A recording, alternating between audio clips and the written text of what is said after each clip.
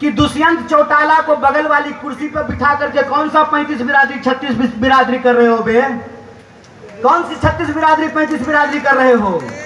खेला करते हो? खेला? अरे झूठा, बेईमानी करते हो। मैं आपसे कहता हूं और आप सोच करके इस बात को बताइए, जहां धर्म होगा वहां हिंदू मुसलमान करेंगे, और जहां मुसलमान नहीं होगा वहां 35 बिरादरी 36 बिरादरी करेंगे। यह मन में आप सोचिए और विचार कीजिए। अगर मैं गलत हूं, निकालो रस्सी, लगाओ फांसी पे। अगर तुम गलत हो तो लोकतंत्र में तुम्हारी बेईमानी का भी एक एक हिसाब लिया जाएगा। इस बात को याद रखना, इस बात को याद रखना। इस शहर के सभी आदरणीय बुजुर्गों का, नौजवान दोस्तों का, माताओं बहनों का, किसान मजदूर भाइयों का, दुकानदार साथियों का, नौकरी करके बिजनेस करके अपने परिवार का भरण पोषण करने वाले आप तमाम मेहनती लोगों का मैं क्रांतिकारी इस्तकबाल करता हूं, आपका हार्दिक अभिनंदन करता हूं। दोस्तों, सबसे पहले मैं हरियाणा प्रदेश कांग्रेस कमेटी के एक एक हमारे आदरणीय नेताओं का, सभी कार्यकर्ताओं का और अपने भाई जो हमारे साथ भारत यात्री थे, भारत जोड़ो यात्रा में माननीय राहुल गांधी के साथ कदम से कदम मिला करके चल रहे थे, भाई प्रमोद सहवाग जी का बहुत बहुत धन्यवाद करना चाहता हूं।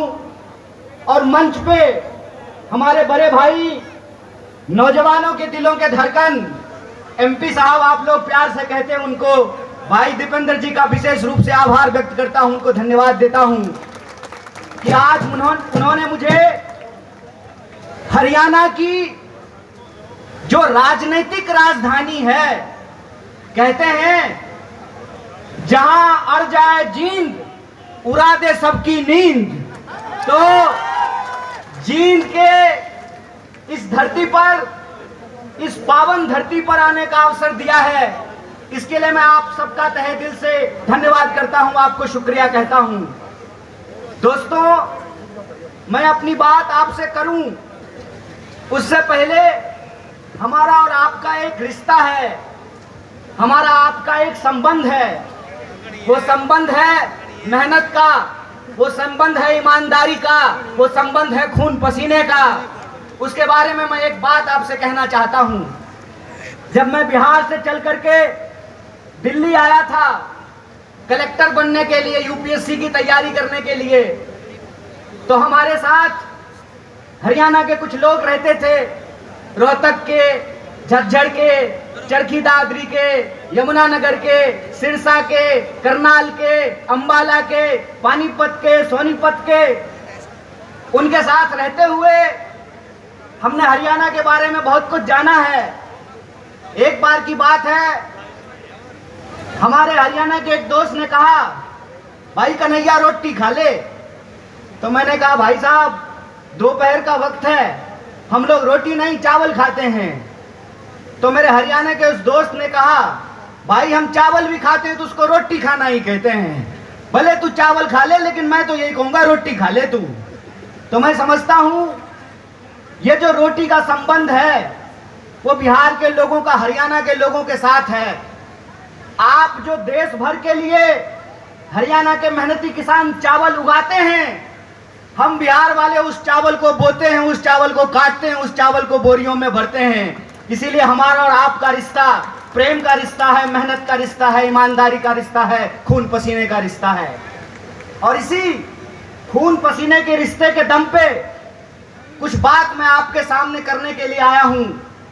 हालांकि मेरा मानना है कि जींद के लोगों को राजनीति कहने की जरूरत नहीं है, क्योंकि हरियाणा में, उत्तर भारत में देश की राजनीति अगर बदलती है कहीं तो उसकी शुरुआत जींद से होती है, उसकी आगाज जींद से होती है। और जब हम दिल्ली से आ रहे थे तो आते हुए ही हमको इस देश के प्रधानमंत्री की बेईमानी की निशानी देखने को मिली। और वो बेईमानी की निशानी क्या है? तो टीकरी बॉर्डर पर बहादुरगढ़ के पास आज भी किसान आंदोलन का वो क्रांतिकारी इतिहास, उसके चिन्ह वहां पे मौजूद हैं कि किस तरीके से इस सरकार ने इस देश के किसानों के साथ बेईमानी की थी। एक बार फिर से आप जानते हैं कि हरियाणा प्रदेश है खिलाड़ियों का। हरियाणा वो प्रदेश है जहां सबसे ज्यादा पदक जीत करके देश के लिए अगर कोई लाते हैं तो वो हरियाणा के छोरे और छोरियां, ये बात हम सब जानते हैं। अगर आप इस देश की फौज को उठा करके देख लें तो सबसे ज्यादा बेल्ट की नौकरी करने वाले नौजवान अगर कहीं पैदा होते हैं तो हरियाणा में पैदा होते हैं। लेकिन अगर आप आज हरियाणा की स्थिति देखें तो इस बेईमान भाजपा सरकार ने हरियाणा को एक जगह और एक नंबर कर दिया है। और वो जगह, जब हम बेरोजगारी की बात करते हैं तो आज हरियाणा बेरोजगारी में भी नंबर 1 हो गया है। ये जो हरियाणा के अंदर हालात पैदा हुए हैं उसके बारे में अगर कहीं से क्रांतिकारी शुरुआत हो सकती है तो वो धरती जींद है। इसीलिए मैं धरती के तमाम माताओं, बहनों, किसान मजदूर भाइयों और नौजवान साथियों से कहता हूं कि इस ऐतिहासिक शुरुआत को आपको करना पड़ेगा और आपको ये समझना होगा कि आज हम किस परिस्थिति में जाकर के खड़े हैं। आप देश के किसी भी इलाके में जाकर के घूम करके देख लीजिए, हर जगह एक बार फिर से भाजपा का प्रचार शुरू हो गया है। जब मैं रास्ते से आ रहा था, रोहतक के पास मुझे जींद की तरफ मुड़ना था तो एक दीवार पे लिखा हुआ था, फिर एक बार मोदी सरकार। मैंने अपने दोस्त को कहा, भाई गाड़ी रोक, मार्कर से इसके बगल में लिख देता हूं जहां लिखा हुआ है फिर एक बार मोदी सरकार। पहले 15 लाख ला, फिर तेरी सरकार आने की बात होगी। पहले तू हर साल 2 करोड़ नौकरी दे, फिर तेरी सरकार आने की बात होगी। पहले तू किसानों की आमदनी दुगनी कर, फिर तेरी सरकार आने की बात होगी। पहले तू हरियाणा, जिसको बेरोजगारी में तू 1 नंबर बना दिया है, यहाँ रोजगार में 1 नंबर हरियाणा को बना, फिर तेरी जो है सरकार आने की बात होगी।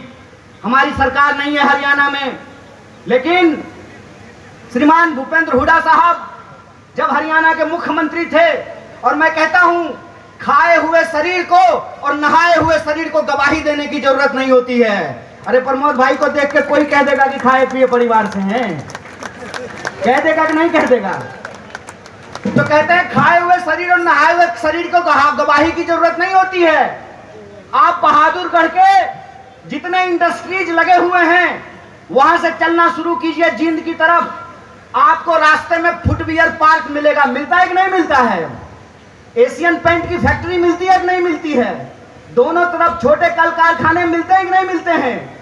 ये सब हुड्डा साहब का दिया हुआ है। और मैं आपको याद दिलाता हूं, 5 किलो चावल पे खुश मत होना मेरे दोस्तों। आपका हक था कि सबको 100 गज जमीन देने की भी बात है तो इस सरकार से पूछना चाहिए कि जमीन कहां है। भाजपा की बांटने वाली राजनीति को आपको समझना पड़ेगा। आपको यह समझना पड़ेगा कि भाजपा की राजनीति नफरत पे चलती है, भाजपा की राजनीति बेईमानी पे चलती है, भाजपा की राजनीति लोगों को आपस में लड़ा करके लूटने पे चलती है।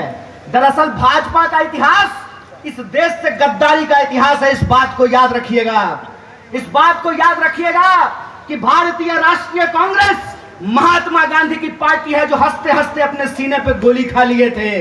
और भाजपा का इतिहास नाथूराम गोडसे का इतिहास है, इस बात को याद रखिएगा।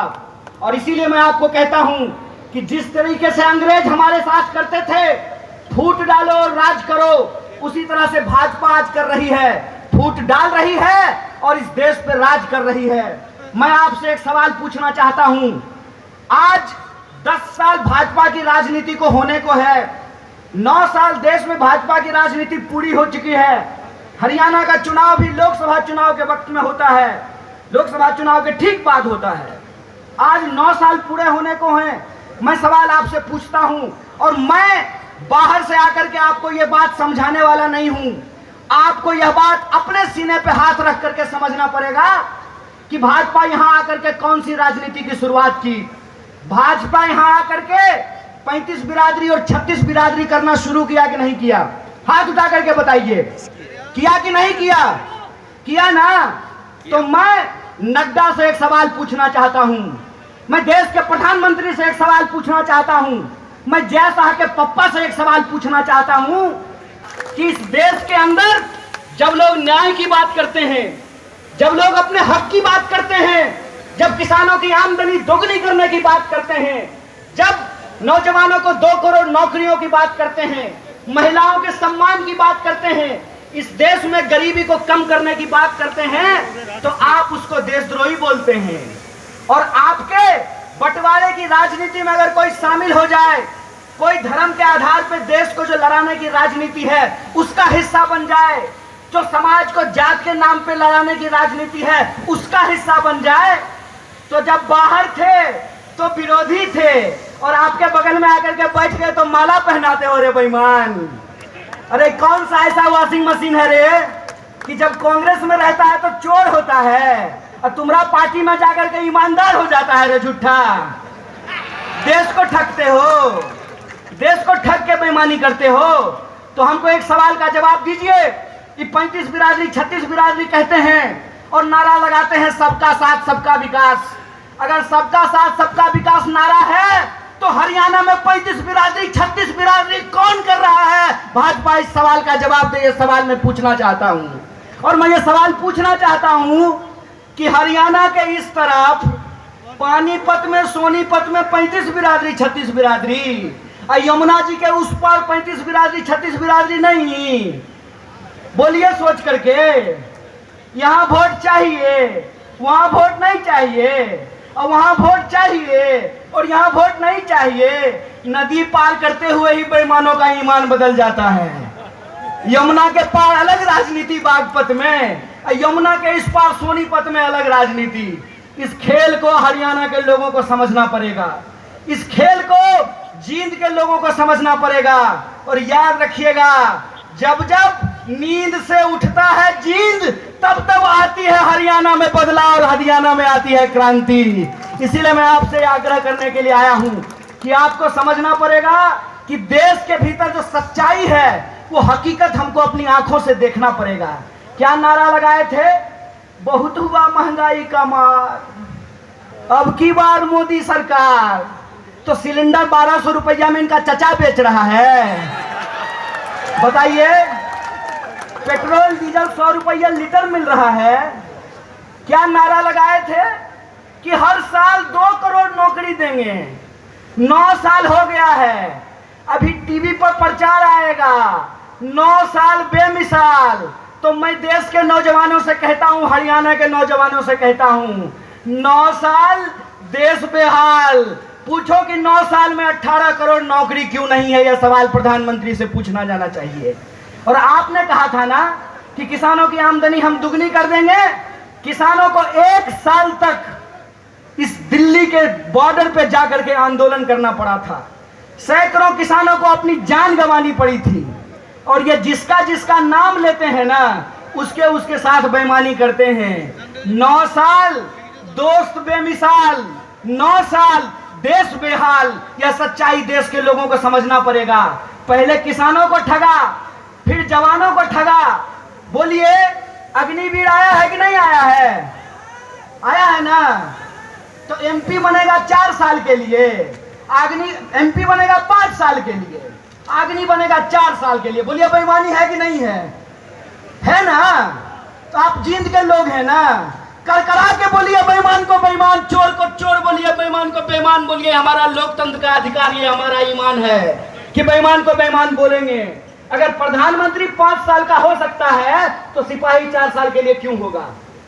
अगर एमपी को पेंशन मिल सकता है तो बेल्ट की नौकरी करने वाला कांस्टेबल को पेंशन क्यों नहीं मिलेगा? ये सवाल पूछिए, ये सवाल पूछिए कि अगर प्रधानमंत्री को पेंशन मिल सकता है तो मास्टर साहब को पेंशन क्यों नहीं मिलेगा? प्रोफेसर साहब को पेंशन क्यों नहीं मिलेगा? सिपाही को पेंशन क्यों नहीं मिलेगा? सेना में नौकरी करने वाले को पेंशन क्यों नहीं मिलेगा? और मैं अपने बड़े भाई दीपेंद्र साहब के सामने आपसे वादा करता हूं, कांग्रेस का हाथ मजबूत कीजिए, भारतीय राष्ट्रीय कांग्रेस को लेकर के आइए। हमने हिमाचल में ओल्ड पेंशन स्कीम लागू किया है, हरियाणा में भी ओल्ड पेंशन स्कीम को लागू करेंगे। इस बात को याद रखिएगा।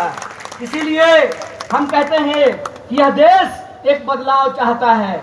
हम मानते हैं कि आपको हमसे कुछ नाराजगी होगी, कई बार माँ बाप को भी अपने बच्चे से नाराजगी हो जाती है, लेकिन माँ बाप अपने बच्चे को उठा करके डस्टबिन में नहीं फेंक देते हैं। क्या माता जी, फेंक देते हैं? तो भारतीय राष्ट्रीय कांग्रेस आपकी पार्टी है और भारतीय राष्ट्रीय कांग्रेस का मुद्दा आपका मुद्दा है। और हम देश के प्रधानमंत्री नहीं हैं कि झूठ बोलेंगे आकर के आपको जबरदस्ती कहेंगे कि हमारा जींद से बहुत पुराना नाता है। अरे प्रधानमंत्री जी, जींद से आपका पुराना नाता है ना, तो एक और मेडिकल कॉलेज यहाँ खुलवा दीजिए। रास्ता में आते हुए सड़क पे बहुत सारा गड्ढा है, यहाँ के लोगों को इलाज कराने के लिए हिसार जाना पड़ता है, यहाँ के लोगों को इलाज कराने के लिए दिल्ली जाना पड़ता है। अगर आपका नाता है तो जींद के लोगों को ठगना बंद कीजिए, क्योंकि जींद के लोग अगर जाग गए तो जींद हरियाणा की राजनीतिक राजधानी है और हरियाणा में बदलाव से कोई रोक नहीं सकता है। अगर आप परिवर्तन करेंगे तो हमारा वादा है कि हरियाणा को हम बेरोजगारी में नहीं, रोजगार में नंबर 1 बनाएंगे। हम हरियाणा के लोगों को, हरियाणा के नौजवानों को रोजगार से जोड़ेंगे। भारत जोड़ो यात्रा का संदेशा बिल्कुल साफ है। हम नौजवानों को रोजगार से जोड़ना चाहते हैं, किसानों को एमएसपी से जोड़ करके रखना चाहते हैं, महिलाओं को उनके सम्मान से जोड़ करके रखना चाहते हैं, बुजुर्गों को उनके पेंशन से जोड़ करके रखना चाहते हैं। इसीलिए हमारा जो लड़ाई है, हमारा जो संघर्ष है, वो कुर्सी की लड़ाई नहीं है। हमारा जो संघर्ष है वो सत्ता की नहीं है, सत्य की है। तो मैं आप तमाम जींद के लोगों से यह अपील लेना चाहता हूं, मैं आप तमाम लोगों से यह आग्रह करना चाहता हूं, सत्य की इस लड़ाई में लोग कहते हैं कि बिहार भी राजनीतिक रूप से बहुत सक्रिय जगह है, बिहार भी बहुत राजनीतिक रूप से सक्रिय है, लेकिन कई बार चिराग तले अंधेरा होता है। जींद भी हरियाणा का सबसे सक्रिय जिला है, राजनीतिक रूप से सबसे सोचने समझने वाले लोग हैं, लेकिन विकास जितना जींद में होना चाहिए उतना नहीं हो पाया है। तो हम आपसे वादा करते हैं कि चिराग तले अंधेरा नहीं होगा, हर तरफ रोशनी ही रोशनी होगी। और हमारा संघर्ष सत्य के लिए है। सत्य के इस संघर्ष में आप हमारे साथ हैं कि नहीं हैं? सब लोग साथ हैं। तो एक आखिरी बात बोल करके मैं अपनी बात को समाप्त करूंगा। आज 20 मई है, आज हमको दीपेंद्र साहब को भी शपथ ग्रहण समारोह में होना था, लेकिन हमने जींद से वादा किया था, अपने भाई से वादा किया था कि हम जनता के बीच में रहेंगे और सिर्फ कर्नाटक में नहीं, अगली बार हरियाणा के शपथ ग्रहण में शामिल होंगे। ये संकल्प लेकर के जाते हैं। इसी आशा और विश्वास के साथ मैं अपनी बात को खत्म करता हूं। शुक्रिया। इनकलाब जिंदाबाद। जय हिंद, जय हरियाणा, जय कांग्रेस।